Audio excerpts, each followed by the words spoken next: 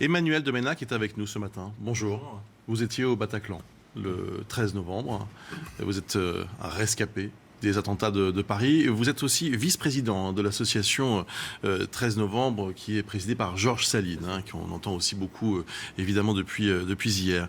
Que vous inspire le fait que Salah Abdeslam soit déjà filmé en permanence? Est-ce que vous êtes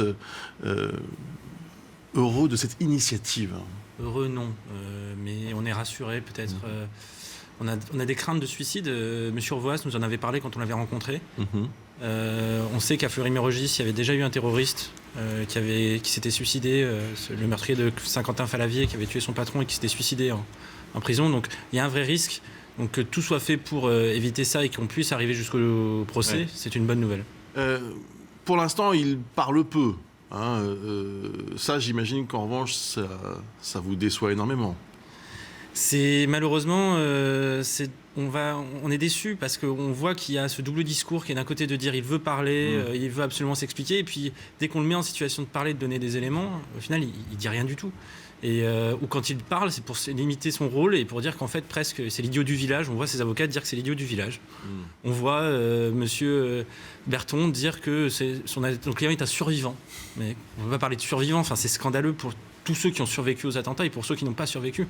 Faire attention à ce qu'on dit aussi. Le journaliste Wassim Nasr, qui est un spécialiste des mouvements djihadistes, était avec nous sur ce plateau il y a tout juste une heure. Il nous disait on attend peut-être un peu trop de Salah Abdeslam. Il nous disait que c'était une petite main et qu'en fait c'est le fonctionnement même de l'État islamique d'envoyer au combat ceux qui ne sont ni stratèges ni décideurs. Qu'est-ce que vous pensez de cette analyse ? J'imagine que c'est vrai, c'est lui le spécialiste. Nous, ce dont on se rend compte, c'est qu'en France, personne aujourd'hui reconnaît des dysfonctionnements dans les services secrets, dans les renseignements français. C'est-à-dire que vous écoutez Bernard Cazeneuve, il va vous dire que tout a bien fonctionné, que la coopération franco-belge fonctionne. Donc, même s'il n'a que quelques éléments, s'il peut juste expliquer où il s'est fourni en armes, comment il a pu se balader en Europe, comment même après les attentats, il a pu se balader dans Paris, puis rester à Bruxelles pendant 4 mois, alors que soi-disant toutes les polices d'Europe le cherchaient, s'il explique ça, c'est déjà énorme. Ça, c'est le côté, j'allais dire, concret, pratique, mais est-ce que vous attendez aussi qu'il ait des mots pour les victimes, qu'il ait des mots pour ses actes? Est-ce que vous attendez quelque chose de moral? Est-ce qu'on peut vraiment attendre quelque chose de moral de quelqu'un qui s'est caché? Je ne sais pas. Franchement, quels que soient ces mots, j'aurais toujours un doute sur le fond de sa pensée.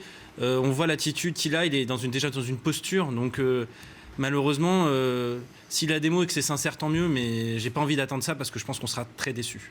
Vos attentes, en fait, elles se concentrent sur l'enquête et la vérité en ce qui concerne l'enquête. Notre association, elle s'appelle Fraternité et Vérité, c'est pas pour rien. C'est parce qu'aujourd'hui, il y a un besoin dans les familles de victimes.